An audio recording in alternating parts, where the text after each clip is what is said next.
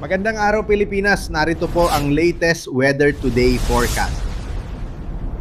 Ngayong Abril, alamin muna natin kung ano nga ba yung mga aasahang mga weather systems at weather disturbances na papasok ng ating bansa. Una na dyan ay ang patuloy pa rin na pag-iral ng mainit at malinsangang panahon sa buong buwan po yan ng Abril dahil sa mataas na air temperature at yung heat index. Magkaiba po yung temperatura ng hangin at heat index at usually po kapag panahon ng tag-init, mas mataas ng 3 to 7 degrees yung heat index o yung nararamdaman ng ating katawan, especially kapag maalinsangang ang panahon at nahihirapan po tayo na mag-cool down at mag-evaporate ng pawis.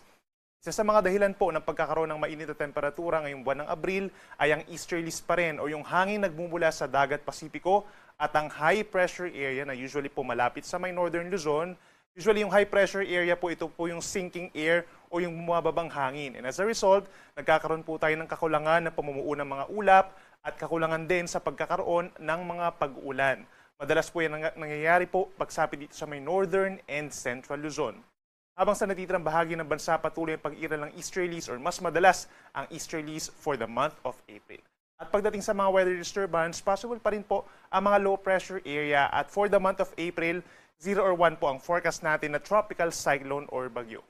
Usually po ang mga bagyo tuwing buwan ng Abril, kapag mababa yung entry point, for example sa may east of Mindanao, nagla-landfall po ito somewhere dito sa may Caraga region, Visayas, and Mimaropa. Habang may mga ilang bagyo po na pumapasok ng ating PAR dito sa may silangan po ng Visayas or Bicol region, nalalapit ng Luzon, pero hindi naman po magla-landfall at magre-recurve or lilihis ng direksyon palayo sa ating kalupaan. Yung magiging bagyo for this month of April po, ito yung magiging third at ito po ay papangalanan natin na Kaloy kung sakasakali. For the next 24 hours naman po patuloy ang pag-iral ng easterlies o yung hanging silanganin. Ito yung mainit na hangin nga po galing sa may Pacific Ocean.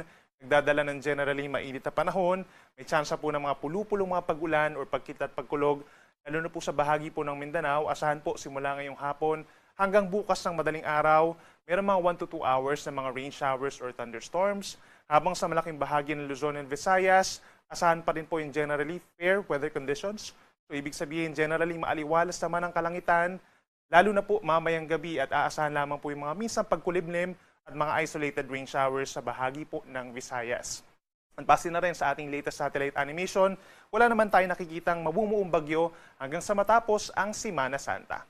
Sa ikalawang araw po ng Abril, that's Thursday, asahan pa rin sa malaking bahagi ng Luzon ang fair weather conditions. Maaliwalas sa kalangitan, umaga hanggang tanghali, and as a result, nagiging mainit pa rin po at maalinsangan ang panahon. At pagsapit ng hapon hanggang gabi, may mga lugar lamang na kumukulimlim, kabilang na dito sa may Quezon Province and Bicol Region. Sasamahan lamang po yan ng mga pulupulong pag-ulan, habang maliit pa rin ang tsansa ng ulan for the rest of Luzon. For Metro Manila, mananatiling mainit po from 23 hanggang 34 degrees. Ito po yung air temperature. Ganyan din sa may Tuguegarao City, Cagayan, sa may Isabela and Pangasinan, posible rin ng 34 degrees na maximum temperature. Habang dito naman sa may Baguio City, mula 16 hanggang 25 degrees Celsius na preskong panahon ang mararamdaman bukas. Sa ating mga kababayan at mamamasyal po dito sa may Palawan, sa mga uuwi ng probinsya dito sa may Visayas, fair weather conditions pa rin po ang mararamdaman araw ng Thursday. Asahan pa rin ang bahagyang maulap hanggang minsan maulap na kalangitan sa dakong hapon at pagsapit ng gabi, posibleng gumanda uli ang panahon at meron lamang mga pulupulong pag-ulan, lalo na sa timog na bahagi po ng Negros Oriental, Southern Leyte at sa Bohol.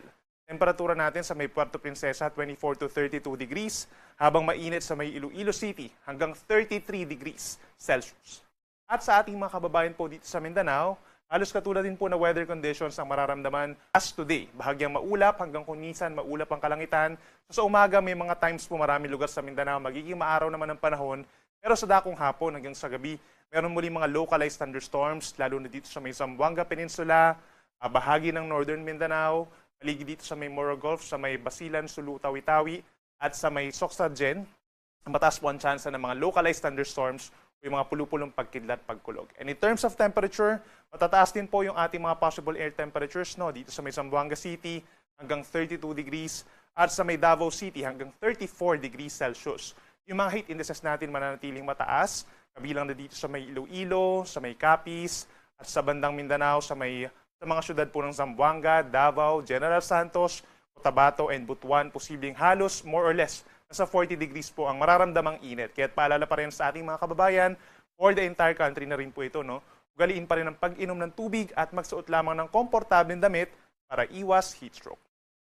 Para naman po sa mga maglalayag nating kababayan sa mga uwi ng probinsya hanggang sa weekend or mga mag-island hopping towards the weekend, asahan pa rin sa malaking bahagi ng bansa wala na mga asahang sea travel suspensions or gale warning. In general, kalahati hanggang 1 metro po ang taas sa mga pag-alon, except dito sa may Batanes, ngayon at bukas, nasa 1 hanggang 2 metro ang taas sa mga pag-alon. And then eventually, afterwards, magiging banayad naman po hanggang sa katamtaman sa malaking baybayin po ng ating bansa. Except of course, kapag meron tayong mga thunderstorm or biglang puso ng hangin na posibleng mag-cause po ng malalakas na mga pag-alon.